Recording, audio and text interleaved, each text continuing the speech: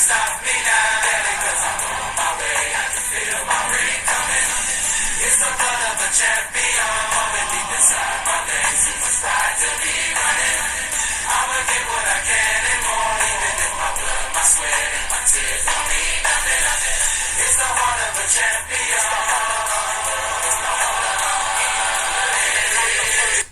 Week 16. 2 men. Ryan Ahern, Sean Doolin. 2 enter. 1 will prevail. With that, I'd like to welcome everyone to Week 16 of the fantasy football season, aka Championship Weekend starts right now. It's been a wild ride to say the least, and I think last week's action really was the capstone on a fantastic 2014 League of Legends experience. Ryan was able to win a seesaw battle to advance to the championship game with a late Alshon Jeffrey touchdown in garbage time. Those garbage time points still do count, after Bud seemingly had his championship locked up with a Mark Ingram 15-yard touchdown. Huge upset for Ryan as he takes down the consensus favorite in Bud Ahern. Meanwhile, Sean vaulted himself into the playoffs, fending off a scrappy Cam Ahern roster to make his first finals appearance in 4 playoff tries. Great efforts from both Bud and Cam, but as Steve DeFerrari would say, any given Sunday. Now this week is bittersweet in a number of ways, as it does mark the last week of the Pick'ems. Now, it's been a ton of fun providing you with the access to this year's matchups.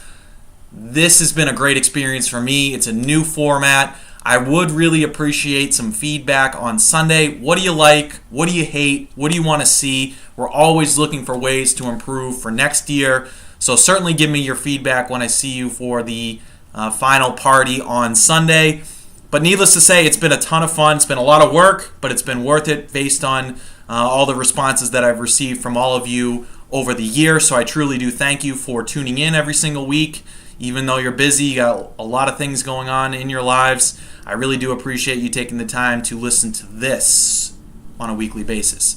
Now, last week I went 2-2 in the predictions. It brought my total on the season to 47-32, so very respectable. We're first going to start in the consolation bracket, and the first matchup we will look at is the 7th place game between Dennis and Bill. Now, many thought that this would be a championship bracket playoff matchup, but both men were not able to make the playoffs and now find themselves fighting for the very prestigious 7th place. Now, I've always been a fan of when players play their former team, and that is the case this weekend for Dennis and Deshaun Jackson. I'm looking for him to have a big game. I don't care who's at quarterback. They will find a way to get him involved. I am concerned, though, in San Diego right now that Phillip Rivers is banged up with a severe back injury. That negatively will impact Antonio Gates this week for Dennis. And usually I'm not wild about his running backs, but this week I actually do expect that Dennis will get solid performances out of both Lamar Miller and Latavius Murray. Now, Houston is down to their 3rd or 4th string, who can count at this point, quarterback for Sunday's game against the Ravens. So I'm expecting to see a healthy dose of Arian Foster this Sunday for Bill. After not seeing a single target in the first half against the Dolphins, Rob Gronkowski was able to come through with a big second half performance. Nearly 100 yards receiving and a touchdown. I think he will be a bigger part of this week's game plan as a swan song of sorts to Rex Ryan in his potential final game against the Patriots as head coach of the New York Jets. Now, it's been pretty shocking to see how far Reggie Wayne has fallen off of late. I would be even more surprised if he was able to do something this week against the Cowboys. Now, I believe that Dennis will have a high point total this particular week, and I don't think that even with the matchups that Bill has, and there's some good ones on his roster, that he's going to be able to keep up with Dennis's high point total, so I will take Dennis to get 7th place. Now we'll look at myself versus Dave in the 5th place matchup. I was able to survive Bill last week and advance to this game, while Dave put up the high point total of the week in his performance last week against Dennis. There was a big scare for Drew last week. DeMarco Murray got hurt very late in that game on Sunday night, but all signs are pointing for him to be active on Sunday, although we'll need to monitor how many carries he gets. Will Joseph Randle be involved as the backup? That's going to be worth monitoring on Drew's side. If you look at his other running back, LaShawn McCoy, he really has been overtaken by a no-name in Chris Polk. Look him up on the goal line carries for Philadelphia. It's amazing how far he has fallen after being the consensus number one fantasy player selected in this year's draft. Since the Patriots game, it's been really interesting to see how Denver has really approached their offensive standpoint. They have been much more interested in running the ball as opposed to throwing it since they played the Patriots. And the prime benefactor of that has been C.J. Anderson. I know for a fact that Ryan would love to have him in his roster this week for the championship matchup, but it will benefit Drew to have him on his side. If you're looking at Dave's team, Dave really benefited from an explosion of 2 touchdowns by Jeremy Hill against Cleveland last week. He's going to need to be active because they have a marquee matchup against Denver with the playoff berth on the line. And after calling out Marcus Colston in the last few weeks, he's actually responded quite well with a couple of decent games, including a touchdown last week. I'm going to convert to the dark side and say that he will get another touchdown this week. I am not a fan, though, for Dave of starting 2 running backs from the same team. That's the case this week for him at the moment with both Jeremy Hill and Gio Bernard. So I'm not wild about having Bernard in that flex spot. I don't know who else Dave could go with, but I'm not wild about the 2 running backs from the same team. Because I'm not expecting much from Bernard, and really for Julius Thomas, again, with the commitment to running the ball for the Broncos, Julius Thomas has really been downgraded in that offense. I'm going to take Drew to get 5th place here and win this week. Now we're going up to the winner's bracket, and the first matchup we're going to look at is Cam versus Bud. Just 2 weeks ago, both of these gentlemen were sitting pretty as the 2 and 1 seeds respectively, and now they're battling for 3rd place. It's amazing how things have changed in really just 2 short weeks. For Cam, it's really just sad to see how far Reggie Bush has fallen off of late. He barely sees any time on the field, and he's really fallen out of favor with the Detroit offense. I did like what I saw from Kenny Stills last week. Unfortunately for Cam, he was on the bench. This week he's going to be inserting him into the lineup, and I think that's a great call. I think he's going to have an active game on Sunday. And after a promising start, Josh Gordon has really been the victim of some very shaky quarterback play in Cleveland of late. I thought he was going to be primed as one of the top wide receivers for the second half of the fantasy season. Clearly, I was mistaken in that thought. Now, speaking of wide receivers, for Bud, Harry Douglas had a marquee performance last week in place of Julio Jones. The best part is that Bud has both players on his roster this week, so he can really choose if Jones is active, Jones will be in the lineup, but if not, Harry Douglas is a more than capable replacement. As we mentioned with the Broncos' change in philosophy to run more than throw, that's negatively impacted Emmanuel Sanders, who really has disappeared the last few weeks when you really need him most in fantasy football. So I'm not sure he's going to be able to come through with a high point total as Bud would hope.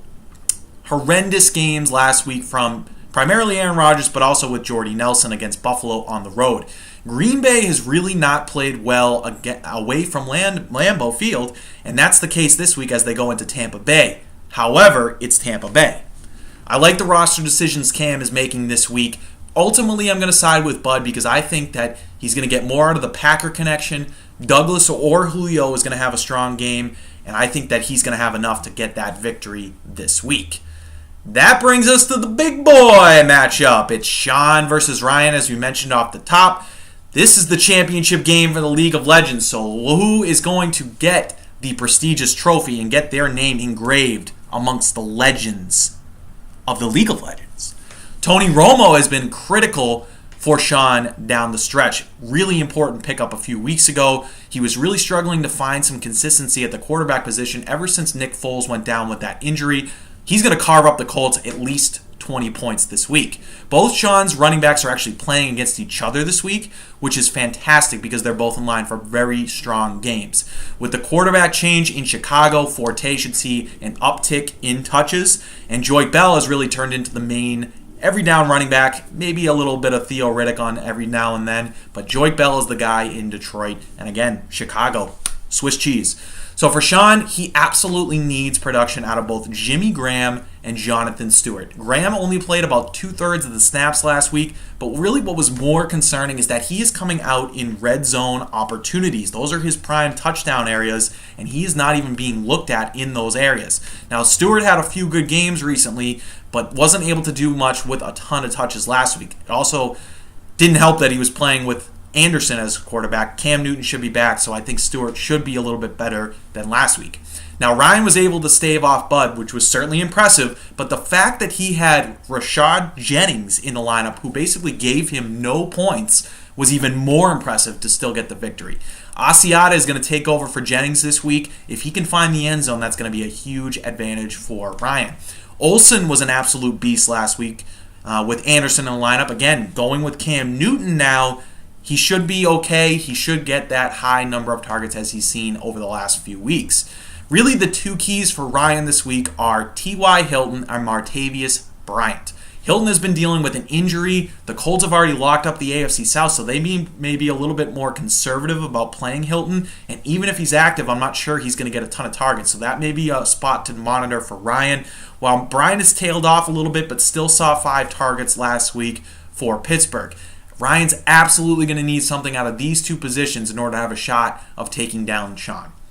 Now, for me, there's just too many concerns on Ryan's side. While I certainly was pleasantly surprised he was able to take down Bud last week, I just don't think he's going to have enough juice to make it 2 weeks in a row and knock off Sean. Sean has just about had everything go his way in the last half of the season. That's not going to change this week. I think Sean Doolin, our commissioner, will win his first fantasy football title in the League of Legends. So there you have it. With that, with those final words, it marks the end of the League of Legends fantasy football season. Again, thank you for your viewership, for your feedback, for your insults. It means a lot. I hope you enjoyed this year's predictions. See you on Sunday. Best of luck to those who are still alive in the playoffs.